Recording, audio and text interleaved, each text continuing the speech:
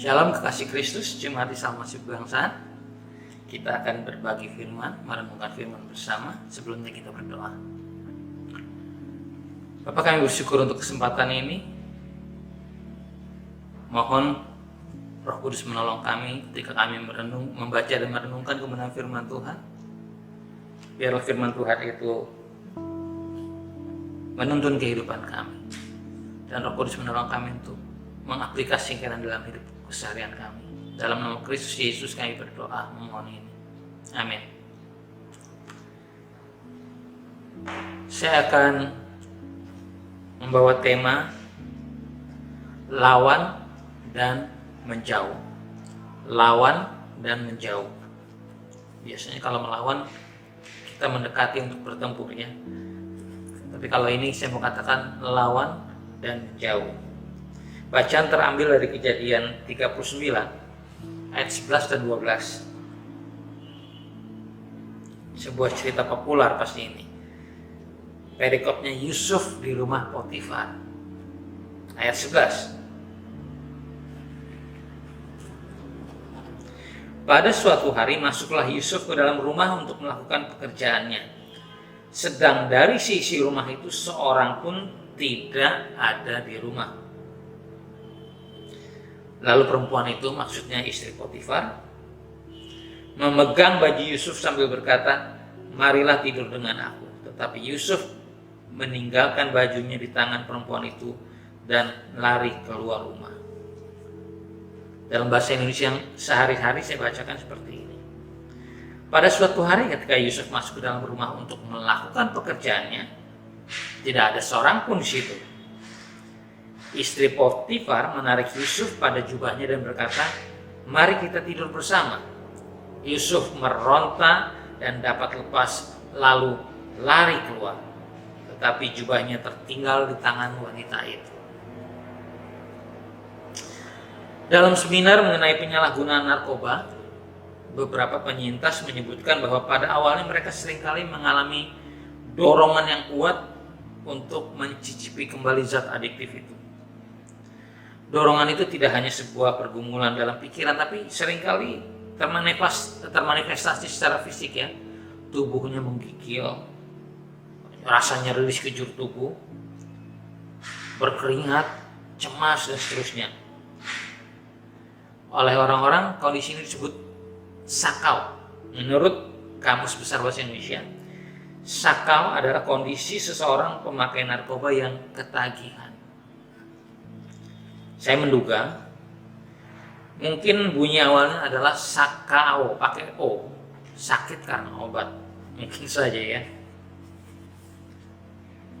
Karena itu salah satu metode pemulihan dari ketergantungan terhadap narkoba adalah tetap memberikannya, tapi dengan dosis yang semakin lama semakin dikurangi dan akhirnya tidak lagi.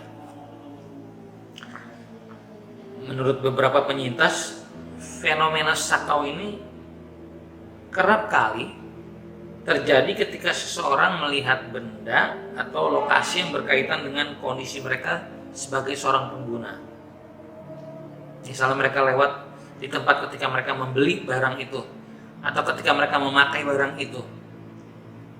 Itu menurut mereka memunculkan sakau. Jadi dianjurkan untuk mengatasi godaan itu, mereka pindah tempat tinggal yang jauh, meninggalkan semua yang berkaitan dengan masa lalu mereka. Dalam bacaan kita, Yusuf digoda istri Potifar setiap hari untuk berzinah dengannya. Dalam perkataan Yusuf kita dapat mengetahui isi hati dan pikirannya. Dia katakan, "Bagaimanakah mungkin aku melakukan kejahatan yang besar ini?" Pertama, dia itu menganggap bahwa perzinahan itu adalah sebuah kejahatan yang besar. Dan lebih dari itu dikatakan berbuat dosa terhadap Allah. Jadi dalam hati dan pikiran Yusuf tidak pernah terlintas hal seperti itu. Sebab dosa dimulai dari pikiran dan hati. tindakan berdosa biasanya diawali karena pikiran dan hati kita mengunyah, mencerna godaan, lalu merasionalisasi. Maksudnya memberi alasan kemudian untuk membolehkannya. Kasih Kristus jadi lurus dan tulus dalam berpikir itu bagus, tetapi harus disertai dengan tindakan agar kita tidak jatuh dalam godaan dosa.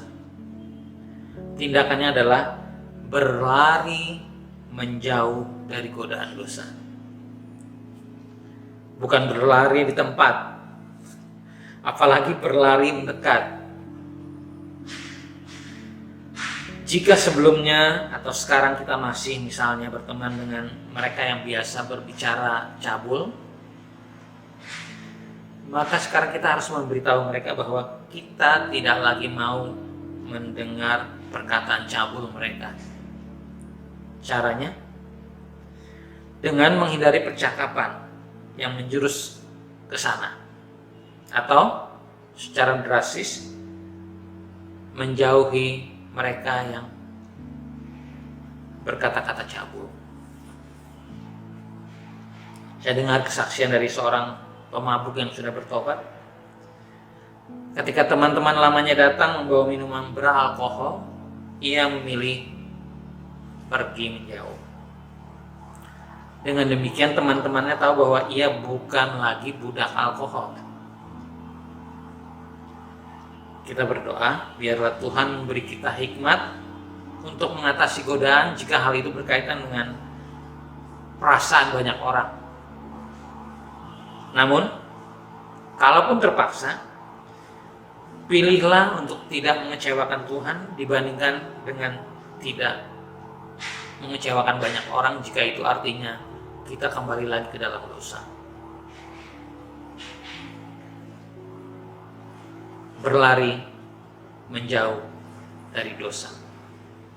Itu cara terbaik yang akan memberikan kita kemenangan atas dosa.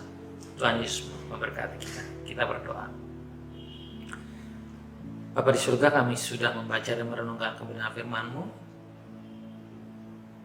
Tuhan mengatasi segala keterbatasan kami yang menyampaikan dan yang mendengar, dan menolong kami untuk memperoleh semua kemanfaatan dari apa yang kami renungkan ini, sehingga firman-Mu ini akan menuntun dan mengarahkan hidup kami. Tuhan tolong kami, ya Roh Kudus, mampukan kami untuk mengaplikasikan semua kebenaran firman Tuhan yang sudah kami pahami ini dalam hidup keseharian kami. Kami mohonkan ini dalam nama Kristus Yesus, Juru Selamat kami. Amin.